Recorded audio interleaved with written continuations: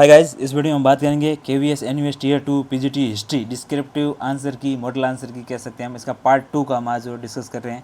Part 1 आपने देखा ही होगा, नहीं देखा हो तो प्ले लिस्ट में जाके हमारे पुराने वीडियो में आप ज़रूर देखिएगा और आपका अपना एक्सपीरियंस ज़रूर बताइएगा जो है कमेंट करके कि आपका क्या एक्सपीरियंस रहा। अगर आप ये एग्ज़ाम दिया है तो और आगे इन फ्यूचर नेक्स्ट KVS का एग्ज़ाम तैयारी कर रहे हैं, इस प्रकार का पेपर आता तो आप कैसे हैंडल करते, कमेंट बॉक्स में आप ज़रूर बताइएगा। मिलते हैं इधर दूसरे नंबर क्वेश्चन में। फर्स्ट क्वेश्चन का अलग वीडियो हमने पहला वीडियो में डाल दिया था। पार्ट 2 में सेकंड क्वेश्चन है, elaborate the following with reference to the archaeological findings at the site of Mohenjodaro. Mohenjodaro के स्थल पर पुरातत्व संबंधी निष्कर्षों के संदर्भ में निम्नलिखित का वर्णन कीजिए। प्लानिंग ऑफ द सिटी, नगर नियोजन के बारे में इधर बात की गई है। और इधर जो है डायग्राम वगैरह बनाना इतना वो हमारे से पॉसिबल हुआ नहीं, लेकिन हमने एग्जाम में ज़रूर बनाया कि मोहनजोदड़ो अपनी उत्कृष्ट नगर योजना के लिए जाना जाता है। पुरातत्व निष्कर्षों के आधार पर इसकी मुख्य विशेषताएं निम्नलिखित हैं। 2 भागों में विभाजन, ये शहर 2 हिस्सों में बटा हुआ था। एक छोटा लेकिन ऊंचा हिस्सा जिसे दुर्ग कहा जाता है, दूसरा बड़ा लेकिन निचला हिस्सा से निचला शहर लोअर टाउन कहा जाता है। दुर्ग को दीवारों से घेरा गया था, इसे निचले शहर से अलग करती थी। तो ये बात थी, वो दोनों अलग थे। तो इस प्रकार हमने जो यहाँ मेंशन करने की कोशिश की।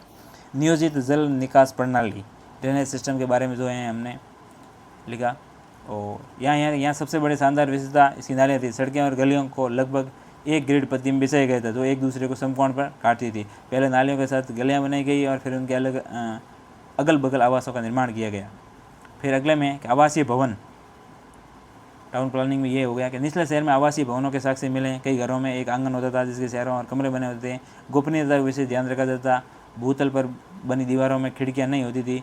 मुख्य द्वार से घर के अंदर पर सीधा दृश्य नहीं दिखता ही नहीं था। विशाल स्नानागार, ग्रेट बात की बात करें तो दुर्ग पर मिला ये एक आयताकार जलाशय है जो चारों ओर से किनारों से घिरा था। ये धार्मिक अनुष्ठानों के लिए जल स्नान के महत्व को दर्शाता था। तो आप ज़रूर बताइएगा इस प्रकार के क्वेश्चन हैंडल करने के लिए आपने जो कीवर्ड्स कैसे लिखें और क्या क्या आंसर उसने डाला। 2 नंबर के क्वेश्चन में हम क्या और डाल सकते थे, तो हमने अपना पर्स लगाया, आप ज़रूर बताइएगा। और एविडेंस ऑफ सोशल हायरार्की, सामाजिक पदानुक्रम के साक्ष्य, तो हमने जो है वहाँ कुछ इस प्रकार मेंशन करने की कोशिश की कि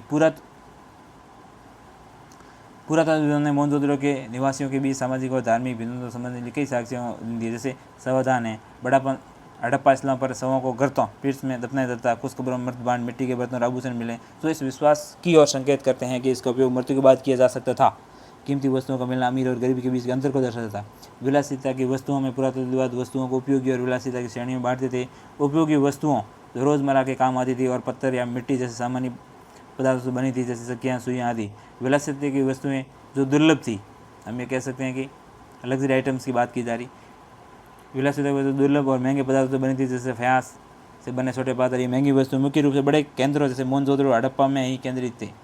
जो सामाजिक पदानुक्रम और आर्थिक असमानता को स्पष्ट करता है, यही थी ऐसी चीज़ें जो दूसरे नगरों से इसको अलग करती थी। बस्तियों का स्वरूप, दुर्ग और निचले शहर का विभाजन स्वयं में एक सामाजिक पदानुक्रम हो गया।